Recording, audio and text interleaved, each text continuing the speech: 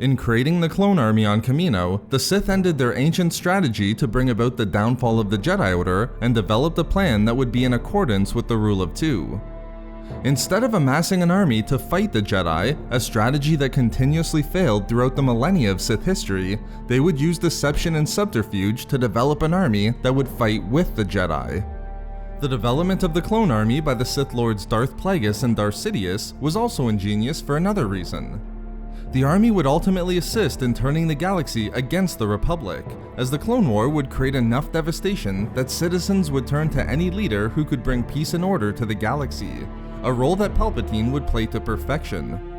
But not every Sith plan to destroy the Jedi within the Rule of Two era was as ingenious, and clearly not as successful as that developed by Plagueis and Sidious. In fact, as Sidious would learn from his master, the plan that was attempted to bring about the downfall of the Jedi immediately before the Clone Army plan, attempted by Plagueis' master Darth Tenebrous, was a complete failure that cost the Sith years of wasted effort. In this video expose, I will describe the plan that was attempted to bring about the destruction of the Jedi Order immediately before the strategy utilizing the Clone Army as developed by Darth Tenebrous and his Sith Master. Decades before the outbreak of the Clone War, Plagueis and his apprentice Sidious contemplated how they would initiate the downfall of the Jedi. Although 1,000 years had passed since Darth Bane created the Rule of Two and pushed the Sith into the shadows to take power through deception, no Sith Lord had made a serious attempt to bring about Bane's Grand Plan. Plagueis believed that the time to act against the Jedi was now, as the galactic climate was beginning to shift in favor of the Sith. The galaxy was not only turning against the Republic, but the light was retreating in favor of the dark, as anger, hatred, and fear spread across the galaxy. But still in the years prior to the formulation of the idea that would give rise to the Clone Army, the Sith Lords had no plan to bring about their ultimate goal of destroying both the Jedi and the Republic. But what they did have was the lesson of failure exhibited in the plan developed by Plagueis' master Darth Tenebrous and Tenebrous' master.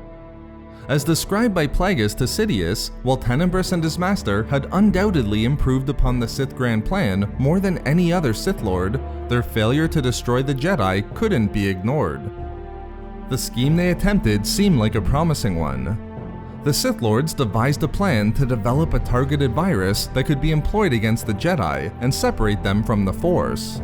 That is, sever their connection and ability to use the Force and the power it afforded them. At first, the plan seemed destined for success, as in severing the Jedi from the Force, Tenebrous and his master, or perhaps even more powerful Sith Lords who would come after them, could confront their weakened enemies with no one to stop them. However, there was one significant problem. The development of such a virus was not attainable despite years of effort and Tenebrous' immense knowledge of science, and thus, they wasted years on a plan that would provide nothing to the Sith.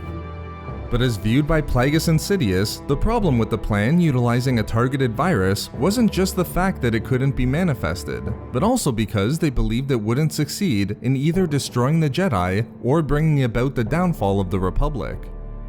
As Sidious saw immediately upon learning of Tenebrous' plan, an attack on the Jedi through a virus was doomed to fail.